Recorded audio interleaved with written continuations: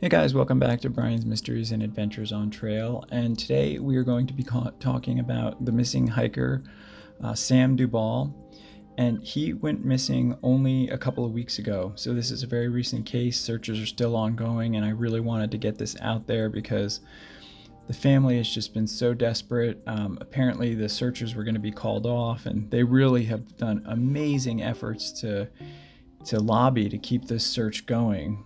And while I believe the searches have come to a close now, it's always important to keep these stories alive in social media because you never know what could turn up or what people could find or other hikers who might be going out on the trail could find. So Sam is 33 years old. He went missing. He was reported missing on October 12th. Okay, he's about 5'9", black hair, black beard. He supposedly was wearing a blue jacket. And what had happened was he was last known to be hiking the Mother Mountain Loop of the Mowich Lake Trail. He left on Friday, October 9th, and was due on Saturday, October 10th. Fellow hikers did confirm that Dubal was on his planned itinerary, but he did not return to his car on Saturday as planned. So therefore, on October 12th, he was reported missing by friends and family. Now, the NPR, the National Park Service, responded very well. They began searching that afternoon, continued searching through the night with the help of the U.S. Air Force helicopter. They used all kinds of infrared technology, dog searches, foot volunteers. Even though the weather on October 13 hindered the air search, 19 park rangers and a bunch of other mountain rescue volunteers continued the search on foot. Now, on October 14th, a water bottle that was believed to belonging to him was discovered, but unfortunately there was no other clues. In addition to that, the teams from the Seattle Mountain Rescue used an aerial drone to explore a hard-to-reach section of the old trail along the Carbon River. The weather did clear on October 14th, allowing the helicopter to rejoin the search, as well as the dogs provided by the Washington Mountain Rescue. On October 15th, the helicopter was used to fly searches into the field to maximize search time during a window of good weather, and then continued explored from the air. 18 other rangers were joined by the 14 mountain rescue volunteers, including a dog team, 2 drones, and various 4x4 vehicles and various volunteers to assist with this rescue. So this rescue mission has been very involved. The weather on October 16th, unfortunately, continued and once again worsened, lowering the clouds, winds up to 50 miles an hour, and prevented further air operations. The primary search area has been defined by the 17-mile Mother Mountain Loop Trail, which the team's increasingly branching off to explore spur trails leading higher on Mount Rainier, and river drainages leading off as well. The terrain includes rugged, remote wilderness with dense forest at elevations ranging anywhere from 2,000 to 5,000 feet, and very exposed. There's been heavy snowfall. Rangers have been coordinating with the Washington State Emergency Operations Center and other local resources who have been providing highly skilled rescuers and trained in these kind of hazardous and poor weather conditions. The National Park Service has been obviously encouraging hikers to carry the essentials, also hike with a partner in case some of these things happen. But Sam was considered a very, very experienced hiker. He had hiked in the Himalayas, all sorts of high difficulty areas. He had a tent, he had sleeping bag, he had a lot of gear with him, which would definitely increase his odds of survival, and could survive up to several weeks being in the wilderness alone. So it's very important that we, really, really strive to continue to keep this search going. And if anybody is going to be out in the Mount Rainier area, in that vicinity, of course, I'll have more information in the description, but please keep your eyes open and, share this with whoever you can to help keep his story alive and known to the public. Sam is an assistant professor at the University of Washington and had recently moved into this area for this job.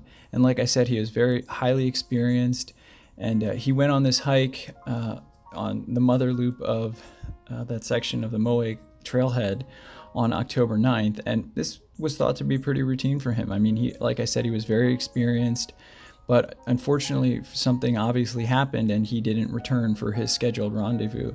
Everybody who speaks of him, they say he's just a lovely human being, extremely kind, a very clear thinker. So its odds are that if he got into trouble, he probably would know what to do, how to survive in these kind of conditions. He had recently moved from California, where he had often hiked all over the place. He was probably not as familiar with the hiking in the Pacific Northwest, especially the weather, which can turn on a dime very, very quickly. The weather was fairly nice when he went out, but then a storm moved in, so that's why the rangers are very concerned. At least 25 people initially started searching the ground. They're really trying to pin down last when and where he was seen, but of course with cases like this it's very hard to do that. According to a series of tweets by his sister, U.S. Hastings law professor Rainier Dubal, Sam Dubal was scheduled to return home the following day, after which Mount Rainier National Park officials did find his car. She said that her brother went missing camping overnight on Friday night in the Dissappeared Creek and Seattle Park in Washington. He was supposed to be back on Saturday, which rangers, like I said, did find his car, but nothing besides his water bottle has been found.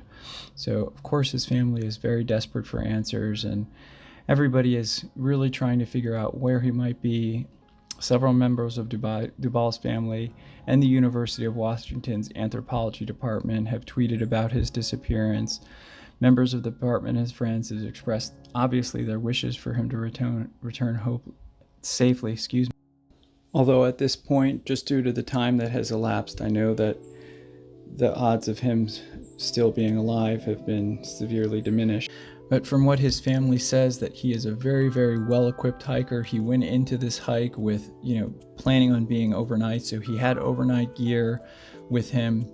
He very, very good, very in shape young man. So you really never know what is possible in any of these cases.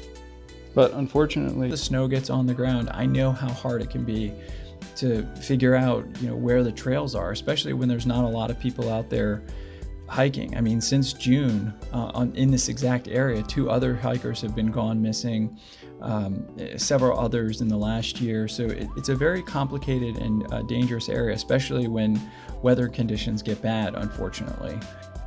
And I understand, even after these renewed search efforts, that, with science, what they say is the chances of survival are basically slim. But I have covered many cases, or studied many cases, where people have survived a lot longer than ever thought was possible. Let's take, for example, Yossi Ginsburg, who survived over 3 weeks alone in the jungle with nothing, no supplies, food or water.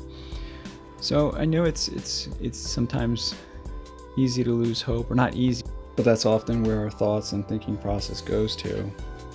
And I'm just hoping that this is one of those miracle cases where Sam was able to find shelter and something to stay alive, and somebody will find him, whether he finds his way out, or if people out there hiking themselves come across him. In any event, sending all kinds of positive energy to the family, and all my thoughts and prayers go out to them. I can't imagine how difficult of a time this is. So once again, Sam Dubal is 33 years old. He's 5'9", weighing about 155 pounds. He's got black hair with a short black beard, wearing a blue jacket, and he was last known to be going into the Washington State Park near Mount Rainier on the Mother Mountain Loop trail of the Mowich Lake trailhead.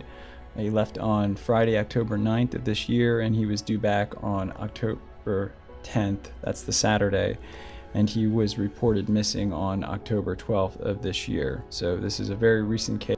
And while I know the odds are against him, I am hoping that by some miracle he is found alive, or he is found by other hikers or whoever.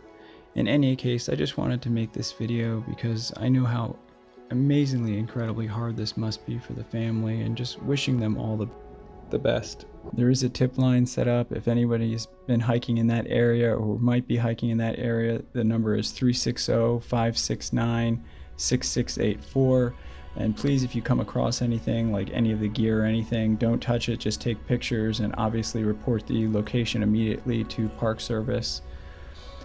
And yeah, my thoughts and prayers go out to his family, and sending positive energy, and hopefully we can bring closure to this.